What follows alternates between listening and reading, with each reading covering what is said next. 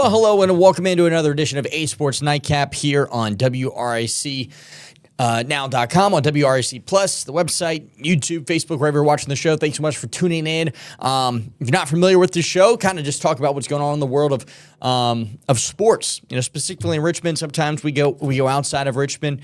We have guests on sometimes. Have a lot of fun. But today it is just me, so I'm sure some of you will click away right away. But hopefully some of you stick around because we got a lot to talk about in regards to the college basketball season. Right, we got a whole lot going on across the world of sports between VCU, Richmond, VCU women, Richmond women, Virginia Tech, and UVA as well. A lot going on in the world of sports, even right here in Richmond, right? We have the A10 women's basketball tournament underway at the Henrico Sports and Events Center, and we have a whole lot of stuff to get to before we get to that. I kind of wanted to start with the VCU Rams because they are in the middle of what I think you can call a very successful first year under head coach Phil Martelli Jr.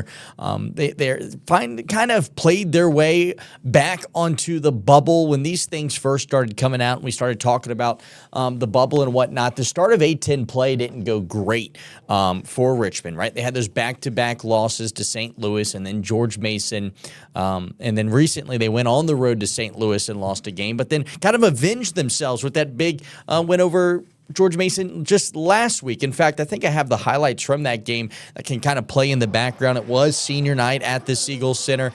Great crowd on hand. The Peppas really kind of trolled George Mason going into the night. I don't know if you guys saw that clip online. But it was an awesome atmosphere, a sold-out Siegel Center, the last home game of the year, pending they don't play in the NIT, which they would, of course, probably host a game at the Siegel Center one last time. But this team's not interested in playing in the NIT. This team clearly has goals of reaching the NCAA tournament. Phil Martelli Jr. was brought to Richmond to continue this legacy of VCU basketball, playing in the NCAA tournament in March, and having kind of this Cinderella reputation as a team that can go deep into the tournament. Last year, obviously, Ryan Odom was finally able to get VCU into the NCAA tournament after he was unable to his first year at VCU with all of the resources. A lot of times these first-year head coaches have struggled to reach the NCAA tournament in their first year. You think of all these coaches, Shaka Smart, Will Wade, Mike Rhodes. All these coaches have had success at VCU, brought teams to the NCAA tournament. But for it to be Phil Martelli's first year in the league and having the success that he's having is absolutely remarkable. They beat George Mason 70-65. Terrence Hill scored 16 points in the win. Jadrian Tracy had 14 and 6 boards. Lazar Djokovic exited the game with an ankle injury, but still managed to score 12 points. We don't think that's serious. He should be good to go on Friday against Dayton, a team that, VCU kind of rolled over the last time they met, a 99-73 win on the at home at the Siegel Center. Now they have to go on the road to Dayton, which I think probably has the best atmosphere in the league other than the Siegel Center. They get behind the Dayton Flyers. They have a long, rich history of basketball in Dayton, and they have the fan base that proves it. And over the past few years, 2 years, I guess you could say, we've seen that rivalry play out on the court and in the stands, right? The last time VCU went to Dayton, there was a brawl between VCU friends and families and some of the fans that were in the stands there. And it's a great arena, and it should be a great atmosphere tomorrow night in Ohio.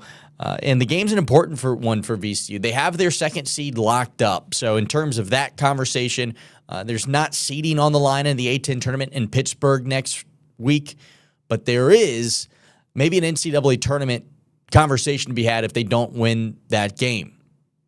Currently, as it stands, VCU finds themselves in the middle of the NCAA tournament bubble, and I kind of want to go over this. Some of these websites are going to be a little hard for you to read because of just how small some of the text is, but I will relay that information to you, especially if you're listening and not watching anyway. As it stands right now, Bracketologist has VCU as the first team off or out of the NCAA tournament.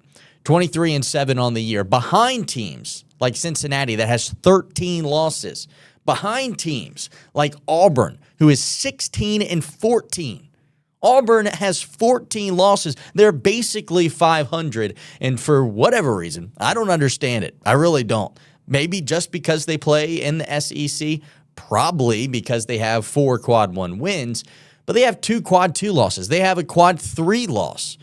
Some of their losses have been incredibly lopsided. They got run out of the gym by Houston at the start of the year.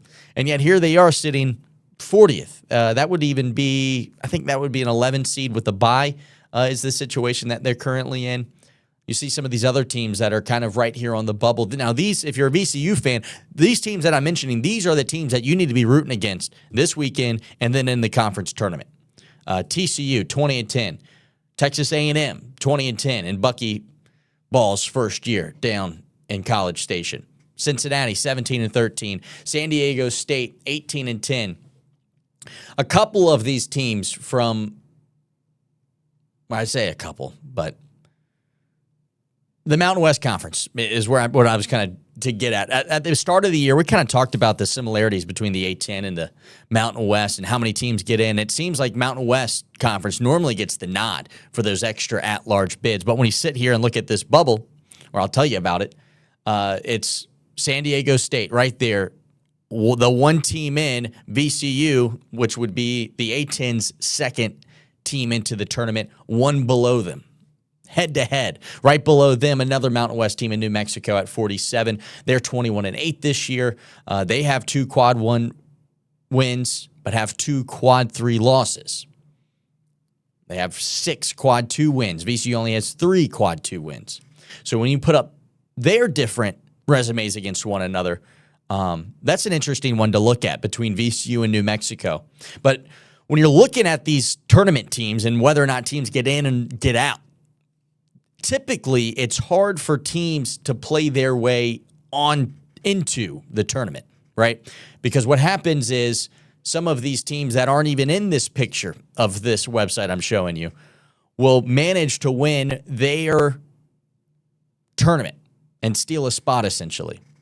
So all of a sudden you're looking at VCU now being the 47th team, right? Because an extra team got bumped in, and let's say a team like St. Mary's or St. John's doesn't win their tournament but deserve to get in. I think everyone needs to be a Miami of Ohio fan, because if Miami of Ohio, if they lose in their conference tournament, I'm predicting that they're still going to get into the tournament. So that's an automatic team that's jumping you as well.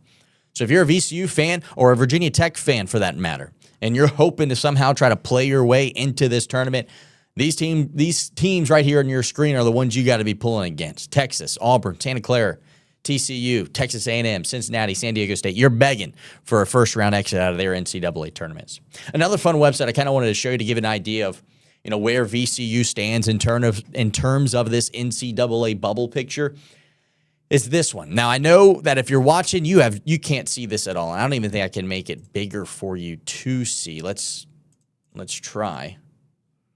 Does that help a little bit? A little bit it helps. Here we go. That does help pretty good, actually. So this website takes every single bracketology prediction model. There's something like 30 or 40 of them.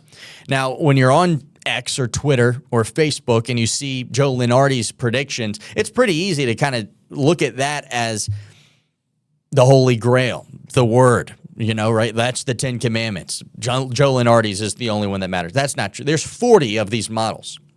That's just one of the models of these 40. So just because VCU or Virginia Tech is not in the tournament in Lunardi's bracketology doesn't mean that you have to sit there and hang your head and think nobody believes in the Rams. VCU is an interesting case study in this matchup. In fact, there's 117 of these models, 3 times as many as I had just mentioned. And of those 117, VCU finds themselves into the tournament as an 11 seed 51 of the times. About 50-50 shot for VCU, being the first team out, and Lunardi's, for example. But not over 50%. They have some work to do in beating Dayton. Dayton on the road is one of those things on Friday night. They have to try to beat Dayton on Friday. It's not going to be an easy game on the road at Dayton. a game that I don't think is a quad one win, but it's a team that's a quad one caliber team. The Flyers have lost some games they probably shouldn't have, and now they find themselves sitting in a situation where they have to win the A-10 tournament, which feels pretty wide open outside of St. Louis, who has rolled through the conference with just that one kind of head-scratching loss. The Rams couldn't avenge their loss to them just a few weeks ago. Staying on this website, another team that might pop up. Yes, so the website, this one specifically, has VCU as the last team in. That's why you see them up here with an 11 seed. We scroll down a little bit. These are the other teams that have managed to get some votes of the 117 different websites or analytics programs that have teams in the tournament. Hopefully this is okay to follow. A lot of numbers being thrown at you. I know that's kind of hard to follow sometimes. But Virginia Tech, of those 117 different bracket pools, 6 of them have the Hokies in the tournament as a play-in team. Odds aren't great.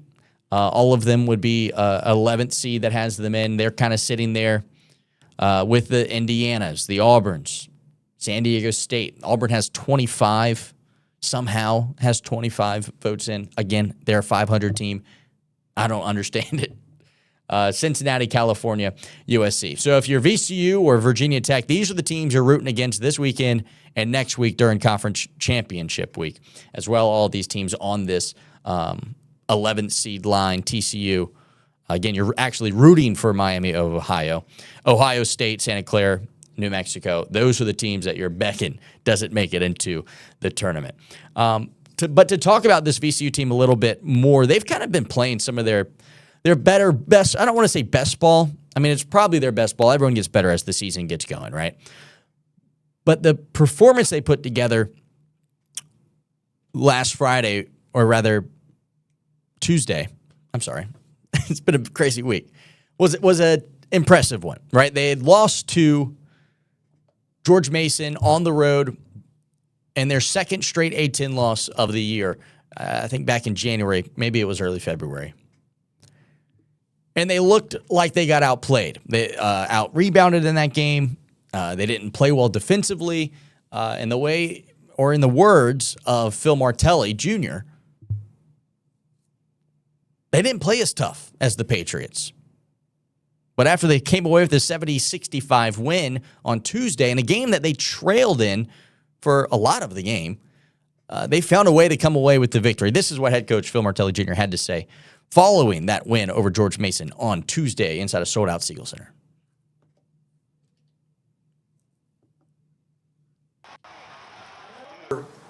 Well, we met 2 days ago and then before the game and told them like this, it's straight up toughness game. Toughest team will win. They were tougher than us at their place, and I thought we were tougher tonight. There you have it. Thought they were tougher on Tuesday, and it looked like it. They played really well. It sets them up for an interesting spot. They have the 2 seed locked up in the A-10 tournament. I want to pull up their website real quick. And they have the ability to make a run. I don't think anyone's doubting that. 14-3 in conference play, entering the matchup against Dayton on Friday. 23-7 overall. And you look at their recent success. I mean, despite those losses to St. Louis and George Mason back-to-back, I mean, after that, they rattled off 11 straight wins, lost to the best team in the league, who ESPN Bracketology has them as an 8th seed.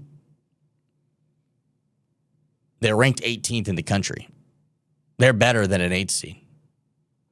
That'd be a fifth seed if you do the math.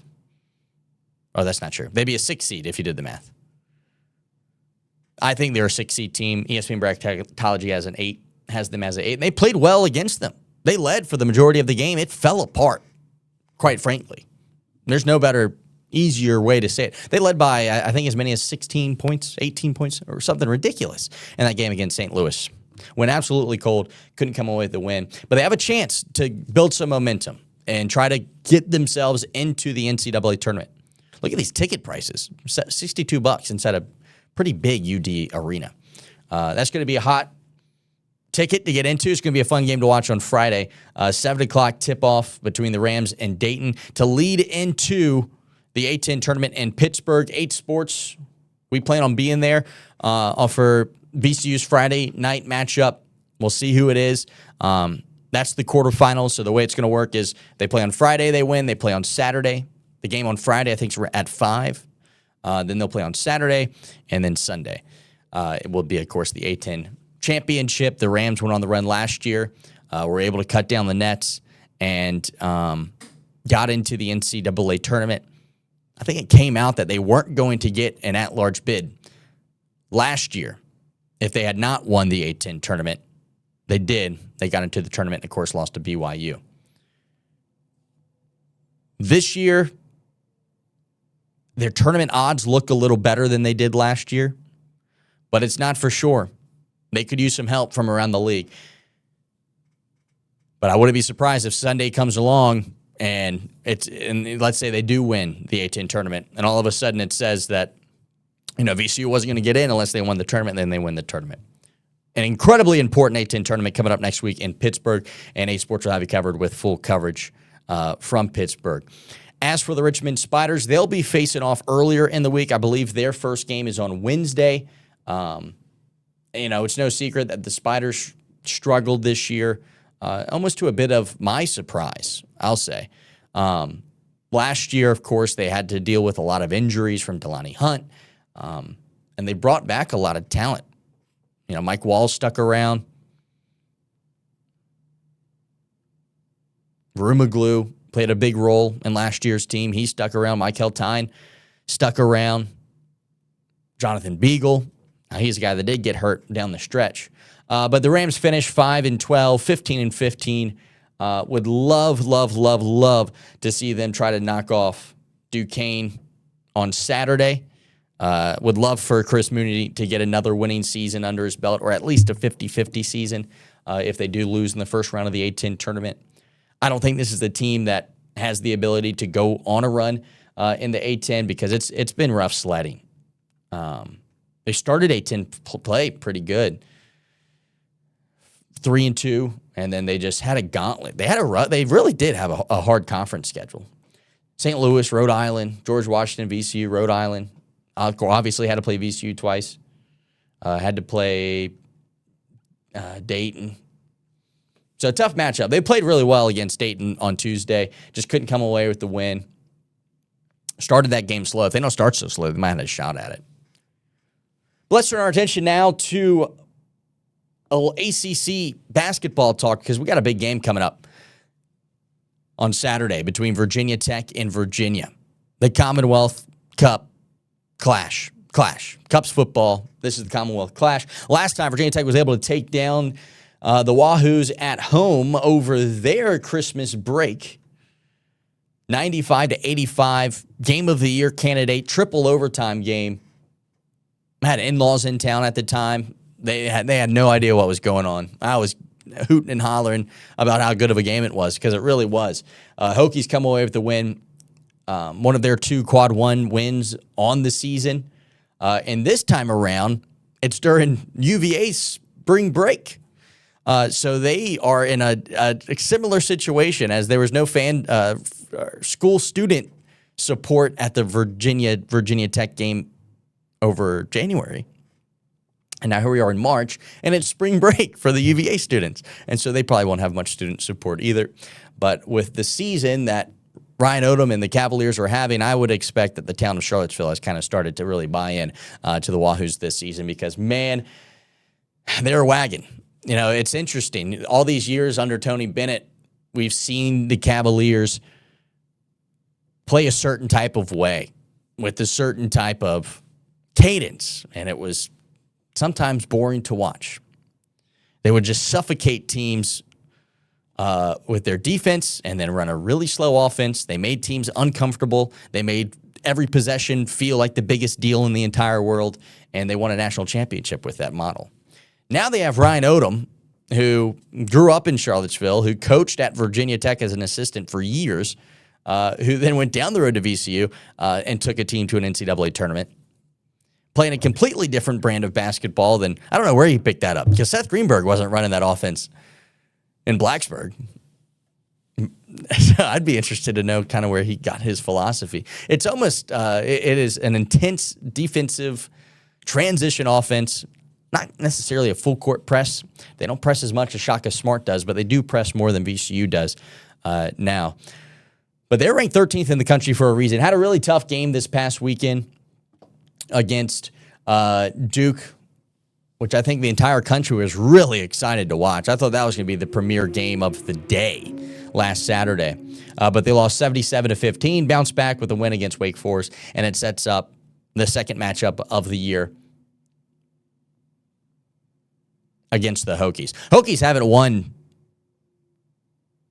both the home and away against the Cavaliers since Greenberg was there. I think it was 2010 or something like that. Might have been Malcolm Delaney's year, but it's been a long time. And so it'll be interesting to see what happens on Saturday at noon. We kind of already talked about Virginia Tech's bubble chances. The Hokies probably could have played their way onto the bubble with a win against, what's the team I'm thinking of? North Carolina on Saturday. And kind of gave the Tar Heels all they could handle. 89-82 loss on the road. Now, the Tar Heels were without one of their best players, but the Hokies have kind of hit a slump. You know, that loss to NC State on the road wasn't great. They managed to get that Clemson win. And then that loss to Florida State, tough loss to Miami, now North Carolina. When they needed to win games, they haven't been able to. And if they can manage to do it on Saturday against Virginia, I think they're going to play their way onto a bubble, pending they get one win in the ACC tournament. They lose to Virginia, they're probably going to have to win the ACC tournament. That's how it is. But that's how they got into the tournament the last time under Mike Young. Won an ACC tournament with Stern Murphy and company. What a fun team that was to watch, right? All right, let's talk a little bit of women's college basketball before we sign off for the night. Would be remiss not to talk about what's going on down the road at Richmond.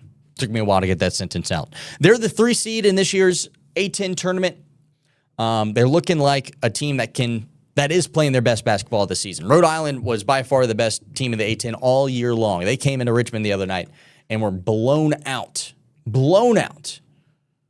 by the Spiders, who finally kind of feel like they have found their rhythm.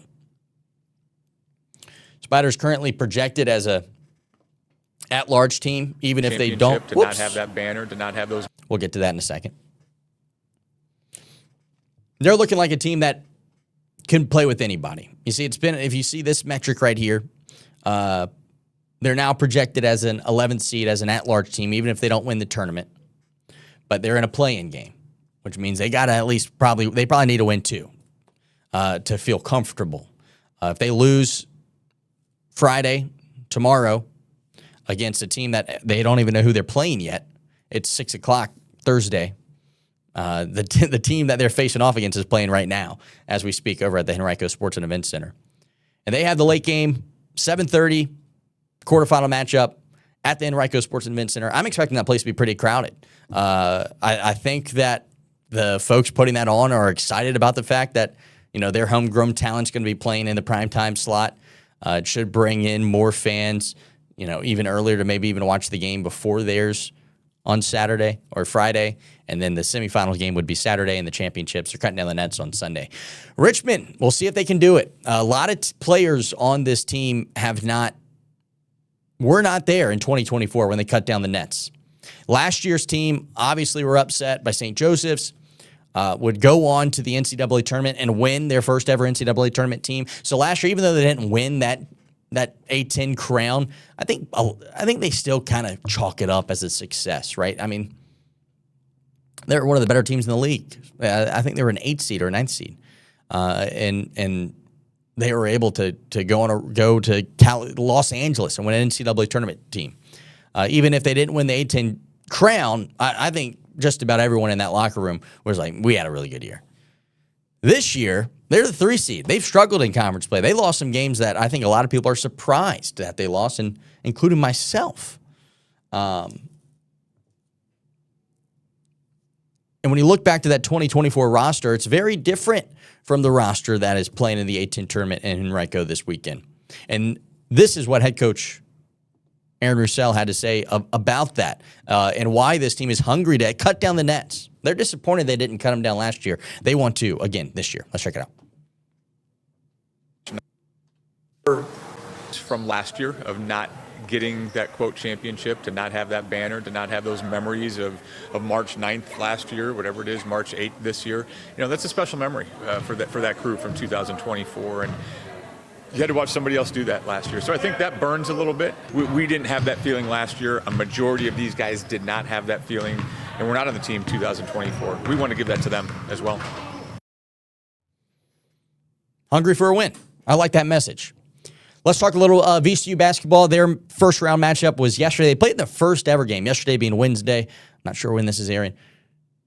They played in their first ever, not first ever, I'm sorry.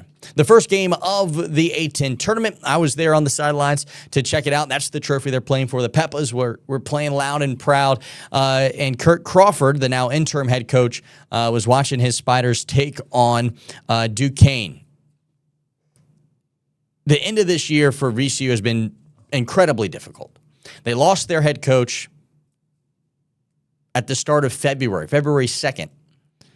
And then they played 8 games without her, lost all of them, including this A-10 matchup on Wednesday.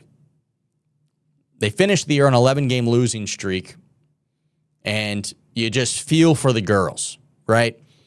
They entered the year with high hopes. The season prior, Beth O'Boyle was on maternity leave, and they weren't themselves. They had some really good talent. Mary Anna Asari was an all-league player, first-team all-conference, preseason first-team all-conference. She was expected to play a huge, huge role in this year's team. If I would imagine, I've never built a college basketball roster. If you have that sort of talent that I'm sure was getting calls from teams across the country to come play for them. She decided to stay in Richmond. She believed in what Beth O'Boyle was selling. She goes down early with a season-ending injury. 2 of their freshman guards they brought in go down with season-ending injuries, and it results in an interim head coach. Now, granted, Kirk Hartford spent mostly all of last year as the head coach, and they have a really good coaching staff around him. He gave praise to them at the post-game press conference, and the question was kind of posed yesterday about what the future looks like. Now, granted, to no fault of the reporter's own, but he asked the question as if Kurt Crawford was going to be here next year. I don't think it's any secret that he probably won't be here, and this roster is going to look very different. They've had a coach that got fired, an interim head coach that hasn't had success in the wins column since taking over the program. They've had all these players that they've brought in, a lot of which from out of the country, to play for them. And now there's kind of this unknown of what's next for both the girls, the coaches, the head coach. There's just a lot of questions surrounding the team. And as you would imagine, it's incredibly emotional for these girls who put their lives, a lot of these, gambling to come to VCU and commit to this team. And despite all of these factors, they were in every single game they played in. And this is what head coach Kurt Crawford kind of had to say about that situation and these girls and what they've been through and what's next for a lot of them. Anyone goes or in their process of either staying or playing for a different program, or the athletes that will never play organized basketball again, is what did you learn from this year, especially the last 8 to 10 weeks. But I really believe in the athletes in our locker room that they took the good and the bad, and they will extend that forward on wherever their future situation is. So I'm very proud of them. Deservedly so. I think it's safe to say that the VCU women's basketball team went through a lot this year. It was clear with the midseason firing or letting go, mutual parting ways, however the VCU press release called it. Coach doesn't coach the rest of the year. It seems like a firing to me. It'll be interesting to see the direction they go, who they go after in terms of a coach. It's obvious to me that VCU wants to have a successful basketball program on the men's and women's side. I think if VCU had a very successful women's basketball team, that the women's team would see Siegel Center be filled to the brim, just like the men's are. People like basketball in Richmond. That's no secret. So it'll be interesting to see the coach they bring in and the success that they could have with the resources that the Rams seem to be putting towards their programs compared to the rest of the league. All right, that's going to wrap some things up here for the nightcap. I've been talking long enough. Next week, obviously, A10 tournament takes center stage. I'll try to get on here to preview that with someone that's familiar with the A10 and the history of it, and can speak a little better to it rather than just I can name a few players on each team, but some of these guys know what they're really talking about, and so we'll dive into that next week. Of course, 8Sports will be in Pittsburgh next weekend for the A10 quarterfinals, semifinals, and finals. And then we will be also in Blacksburg on Saturday for Virginia and Virginia Tech. And, of course, I'll be in Richmond for the women's A10 tournament as well. We got a lot going on. Busy time of year, exciting time of year. Be sure to stay tuned in with us on air and online and on X and Facebook, Nolan Knight Jr., to find my pages there where I'll try to give you a heads up with everything we're covering. But that's going to wrap things up for another edition of 8 Sports Nightcap. Good night, everybody. We'll see you next week.